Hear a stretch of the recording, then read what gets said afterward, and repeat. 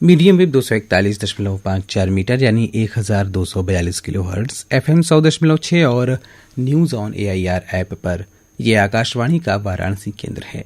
सुबह के 7 बज चुके हैं। प्रस्तुत है कार्यक्रम गुड मॉर्निंग बनारस। जय जय बनारस। का भैया का हालचाल हो? सब चकाचक ना? तो गुरु हो जाइए शुरू। बढ़ा लीजिए अपने रेडियो और मोबाइल का वॉल्यूम, क्योंकि शुरू हो चुका है बनारस का number 1 show good morning Banaras, देश के नंबर 1 रेडियो स्टेशन आपकी वाणी आकाशवाणी पर। हमारा नाम बनारस बाबू, हम हैं बनारस बाबू। जी हाँ, आपके रेडियो मित्र आशुतोष यानी बनारसी बाबू के साथ। दोस्तों, आपने कभी बहती हुई नदी को ध्यान से देखा है? बड़ी तेजी के साथ वो अपने उद्गम स्थल से निकलकर बहना शुरू करती है और उसका लक्ष्य बस एक, अपनी मंजिल तक पहुंचना। रास्ते में हजारों हजार बाधाएं आती हैं, मोड़ आते हैं, अच्छे बुरे छोटे बड़े नहर नाले आते हैं, लेकिन वह नदी नहीं रुकती, कभी नहीं। वो बस अपनी ही कलकल छलछल करती लहरों के साथ बहती रहती है और कैसे भी करके अपना लक्ष्य पा ही लेती है। सोचिए, यदि वह नदी बीच में ही बहना छोड़ दे तो निश्चित ही वह सूख जाएगी। दोस्तों, नदी के इस अविरल प्रवाह में जीवन का बहुत बड़ा दर्शन छुपा है, और वह क्या है? वह है चलते रहो, चलते रहो। चरई वेती का वेदों का उद्घोष। चलना और निरंतर चलना ही जीवन है। हमारे चारों ओर सब कुछ चलायमान ही तो है। हवा, पानी, सूर्य, चंद्रमा, नक्षत्र सब चल रहे हैं, लगातार काम कर रहे हैं। और कुछ छोड़िए, हमारा अपना शरीर देख लीजिए। हृदय गति लगातार चल रही है, श्वास लगातार चल रहा है, शरीर में रक्त लगातार दौड़ रहा है। यदि ये एक पल को भी रुक जाए तो आप समझ सकते हैं क्या होगा। स्वामी विवेकानंद जी ने क्या खूब कहा है, उठो, जागो और लक्ष्य की प्राप्ति तक मत रुको, और यही तुम्हें तुम्हारी मंजिल तक पहुंचाएगा। कहते हैं कि योजना नाम सहस्रंतु शनैर्गच्छेत् पिपीलिका आगच्छन् वैनतेयोपि पदमेकं न गच्छति। यानी कि यदि एक तुच्छ चींटी भी चल पड़े तो वो 1000 योजन चल सकती है, लेकिन यदि गरुड़ जी भी अपनी जगह से न हिलें तो एक कदम भी आगे नहीं चल सकते। इसलिए छोटे छोटे पग ही सही चलते रहिए। शून्य से अनंत की यह यात्रा रुकनी नहीं चाहिए। दोस्तों, परंपराएं बनारस की थाती हैं। यदि ये कहा जाए कि काशी परंपराओं की जननी है तो यह भी गलत नहीं होगा। ये एक साथ जितनी प्राचीन है उतनी ही नवीन भी। ये जैसी कल थी वैसी ही आज भी। बदला है तो बस वक्त, नजरिया और लोग। काशी के इसी बदलते परिवेश पर बातें करने के लिए हमारे साथ जुड़ चुके हैं महात्मा गांधी काशी विद्यापीठ के मानविकी संकाय के पूर्व संकायाध्यक्ष और हिंदी विभाग के पूर्व विभागाध्यक्ष, सुप्रसिद्ध साहित्यकार, समालोचक और दिल से खाटी बनारसी प्रोफेसर श्रद्धानंद जी। तो आइए सुनते हैं वे क्या बता रहे हैं। बनारसी बाबू, आपका प्रश्न तो बड़ा अपने ढंग का बेजोड़ है कि काशी पहले कैसी थी अब कैसी है। तो बेजोड़ तो काशी है ही है। यहाँ क्या नहीं है पहले ये बताइए आपको। पहले भी था, खूब था, और आज भी खूब है। यही तो काशी की खूबसूरती है। ज्ञान हो, विद्या हो, अध्यात्म हो, ज्योतिष हो, क्या नहीं है। अखाड़ेबाजी हो, कविता हो, साहित्य हो, चित्रकला हो, क्या नहीं है बताइए। जब भी भारतीय ज्ञान परंपरा की बात आप खोजेंगे तो काशी को तो उलटना पड़ेगा। काशी को तो हम ही लोग इतनी उम्र के हो गए कह ही नहीं सकते कि हम बनारस पूरा देख लिए। बनारस क्या कहे, काशी बनारस से मौज पानी वाला जगह है। काशी की जो अखड़ता है, पकड़ता है, जो सहजता है, क्या नहीं है यहाँ पर। संतों से लेकर ऋषियों से लेकर किसकी तपस्थली नहीं थी। इस काशी ने पूरे विश्व को प्रकाश दिया।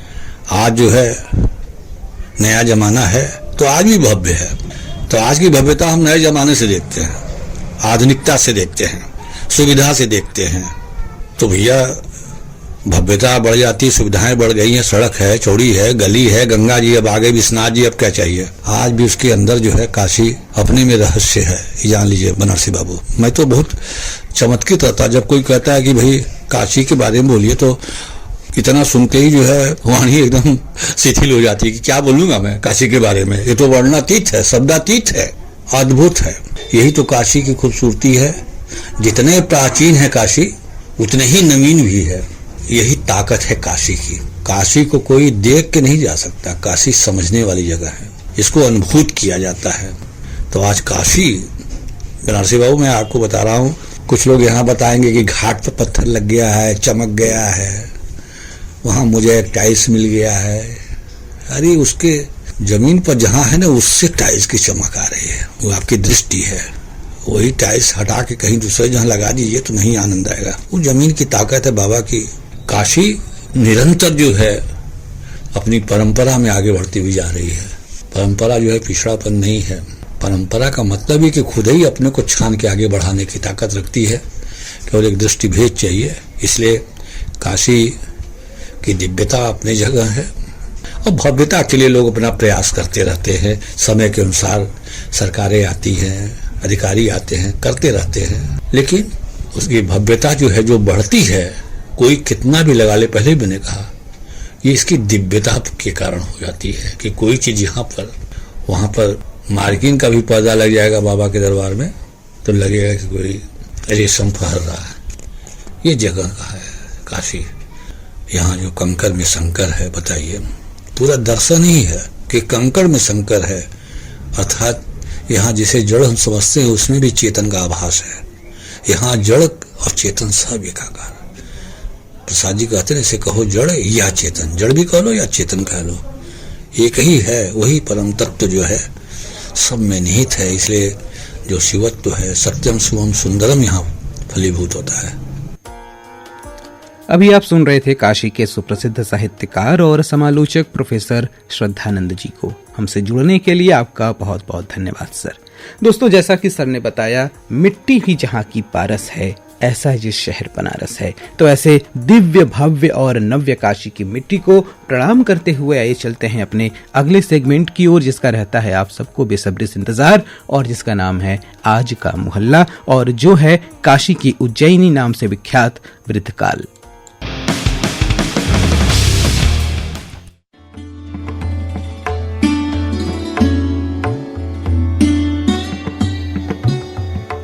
श्रोताओं, काशी का ऐतिहासिक वृद्धकाल मोहल्ला नगर के विश्वेश्वरगंज तिराहे से पिलीकोठी जाने वाले राजमार्ग पर हर तीरथ चौराहे से पश्चिम की ओर मृत्युंजय महादेव मंदिर की ओर जो सड़क जाती है उसके उत्तर दिशा में है। वृद्धकाल मोहल्ले के प्रधान देवता वृद्धकालेश्वर के संबंध में लिंग पुराण के आधार पर इतिहासकार लिखते हैं कि इनका प्राचीन नाम कालेश्वर था। सन 1194 में काशी में हुए तोड़फोड़ और विध्वंस के बाद 13वीं शताब्दी में इन्हीं कालेश्वर महादेव की पुनर्स्थापना भैरवनाथ मोहल्ले में दंडपाणी भैरव के मंदिर में की गई। बाद में सौभाग्य से जब इनके प्राचीन स्थान में कालेश्वर का देवायतन नए सिरे से बनाकर उसमें इनकी फिर से प्रतिष्ठा की गई, तो एक ही नाम से एक ही नगर में दो शिवलिंग होने की असंगति का निवारण करने के लिए पुराने स्थान को कालेश्वर को वृद्ध कालेश्वर की संज्ञा दी गई। नगर में आज भी दोनों शिवलिंग विराजमान हैं। तोड़फोड़ और विध्वंस का दौर समाप्त होने पर जब वृद्ध कालेश्वर मंदिर का नवनिर्माण हुआ तो कालभैरव क्षेत्र की भांति यहाँ पर भी विध्वंस प्रभावित कई शिवलिंगों और देवताओं को फिर से स्थापित किया गया। पहले इस मंदिर में 12 चौक थे, लेकिन 1868 में सिर्फ 7 बचे थे। यहाँ पर करीब 26 देवता प्राचीन कोटि के और 1-2 नवीन कोटि के देवता हैं, जिनमें से हर एक देवता का अपना अलग इतिहास और महत्व है। जैसे देवराज इंद्र के सारथी मातली द्वारा स्थापित शिवलिंग मातलीश्वर कहलाए। वृद्धकालेश्वर के क्षेत्र को काशी में उज्जैनी का प्रतीक माना गया है। लिंग पुराण में इसे दारूवन की संज्ञा दी गई है। वर्तमान वृद्धकाल मंदिर के घेरे में सभी देवताओं के साथ ही साथ बहुत बड़े बड़े व्यायामशालाएं हैं, अखाड़े हैं। प्राचीन काल में सावन के प्रत्येक रविवार को वृद्धकाल का मेला लगता था और लोगों का ऐसा मानना था कि रोग निवृत्ति के लिए यहाँ पर जो कालोदक कूप है उसके जल में स्नान करने से रोगों से मुक्ति होती है। वृद्धकालेश्वर को खीर चढ़ाया जाता था और जनता में ये भतखुआ महादेव कहे जाते थे। लेकिन आजकल इनके महात्म्य की ख्याति कम हो गई है और इनके स्थान पर मंदिर के नैऋत्य कोण में विराजमान मृत्युवीश्वर अत्यंत लोकप्रिय हो गए हैं।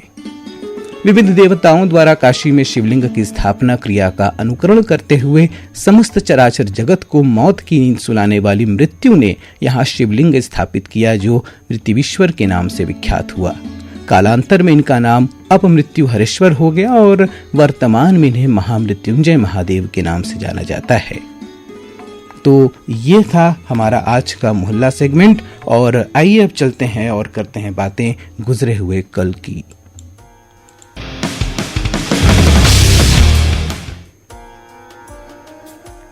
श्रोताओं, आज ही के दिन वर्ष 2008 में भारत की पहली महिला आईपीएस अधिकारी किरण बेदी को जेल सुधार और मानव अधिकारों की रक्षा में उत्कृष्ट योगदान के लिए जर्मन सम्मान एनी मेरी मेडिसन से सम्मानित किया गया था। आज है जन्मदिन महान कुश्ती प्रशिक्षक गुरु हनुमान और पूर्व हॉकी खिलाड़ी अजीत पाल सिंह का। साथ ही है पुण्यतिथि भारतीय स्वतंत्रता नेत्री और गांधीवादी विचारिका मालती चौधरी, प्रसिद्ध गीतकार वर्मा मलिक और प्रसिद्ध साहित्यकार, कथा, पटकथा, गीत और संवाद लेखक डॉक्टर राही मासूम रजा की। अपने आप को गंगा का पुत्र मानने वाले राही मासूम रजा का जन्म लहुरी काशी कहे जाने वाले गाजीपुर जिले के गंगौली गांव में 1 सितंबर 1925 को हुआ था। इन्होंने कई सारे फिल्मों की पटकथा, गीत और उपन्यास लिखे, लेकिन इन्हें याद किया जाता है टीवी सीरियल महाभारत के अमर संवादों के लिए। B.R. चोपड़ा की महाभारत में समय की आवाज को शब्द देने वाले इस शब्दकार पर हम और भी बातें करेंगे अब से थोड़ी देर में 8:45 पर कार्यक्रम मधुरिमा में। आइए उसके पहले सुनते हैं महाकाव्य महाभारत में धृतराष्ट्र की सभा में पांडवों के शांति दूत श्री कृष्ण का यह संवाद। इस राजसभा में गंगापुत्र भीष्म जैसे ज्ञानी और महात्मा उपस्थित हैं। कृप और द्रोण जैसे आचार्य विराजमान हैं। योद्धाओं की जो भीड़ इस राजसभा में है वो आज कदाचित संसार की किसी और राजसभा में नहीं है, और इसीलिए इस राजसभा का दायित्व भी सबसे अधिक है। यदि युद्ध हुआ तो महात्माओं और योद्धाओं का यह जमघट निस्संदेह ही बिखर जाएगा महाराज, निस्संदेह ही बिखर जाएगा। हे महाराज, यदि ऐसा हुआ तो इतिहास उन सारे आंसुओं का उत्तरदायी आपको ठहराएगा जो इस महायुद्ध के उपरांत बहाए जाएंगे। शांति कभी असंभव नहीं हो सकती, और इसीलिए कुरुवंश को शांति के मार्ग पर ले चलिए महाराज, शांति के मार्ग पर ले चलिए, कि इसी में भरतवंश, भारतवर्ष और सारे संसार की भलाई है। इतिहास गंधार नरेश शकुनी से यह नहीं पूछेगा कि इन्होंने द्यूत क्रीड़ा में कपट क्यों किया था, क्योंकि वो कपट आपकी सभा में हुआ था महाराज। इतिहास युवराज दुर्योधन से भी यह नहीं पूछेगा कि इन्होंने भरत कुल वधु को भरी सभा में क्यों घसीट बुलवाया। इतिहास ये भी आप ही से पूछेगा महाराज, क्योंकि दुर्योधन आपके युवराज हैं। इतिहास दुशासन से भी यह नहीं पूछेगा कि इन्होंने दुर्योधन के कहने पर भरत कुल वधु द्रौपदी का वस्त्र हरण करने की असभ्यता क्यों दिखाई। इतिहास इसके लिए भी आप ही को दोषी, आप ही को उत्तरदायी ठहराएगा महाराज, आप ही को उत्तरदायी ठहराएगा। और श्रोताओं, आइए अब बातें करते हैं आजकल की। श्रोताओं, आज है 15 मार्च, जिसे मनाया जाता है विश्व उपभोक्ता अधिकार दिवस के रूप में।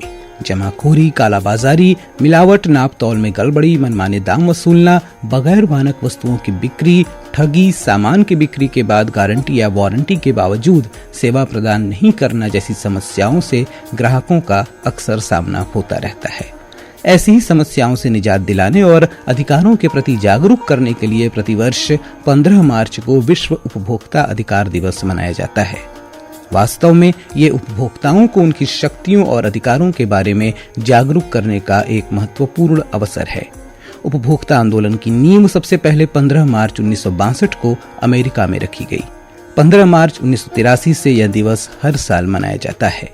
भारत में उपभोक्ता आंदोलन की शुरुआत मुंबई में वर्ष 1966 में हुई। ग्राहकों के साथ आए दिन होने वाली धोखाधड़ी को रोकने और उपभोक्ता अधिकारों को ज्यादा मजबूती प्रदान करने के लिए देश में 20 जुलाई 2020 को उपभोक्ता संरक्षण कानून 2019 लागू किया गया। ये कानून अब 3.5 दशक पुराने उपभोक्ता संरक्षण अधिनियम 1986 का स्थान ले चुका है और अब बातें अपने शहर बनारस की।